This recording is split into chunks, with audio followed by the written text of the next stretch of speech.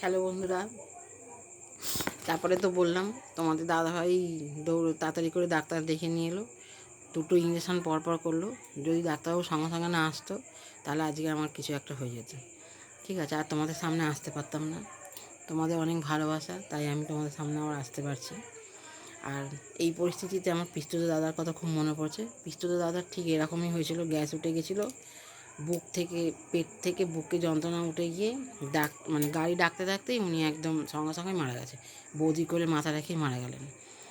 আর একটা ইউটিউবার আছে আলপনাদি, তার কথাও বলছি। উনিও তো হঠাৎ করেই মারা গেলেন। ঠিক আছে, তা আমি আজকে শুধু ওই পিস্তু দাদার কথাই ভাবছি। আজকে তোমাদের ভালোবাসা জোরেই হয়তো আমি আজকে বেঁচে উঠেছি। ঠিক আছে বন্ধুরা, এইভাবে আমার সাথে থেকো, পাশে থেকো।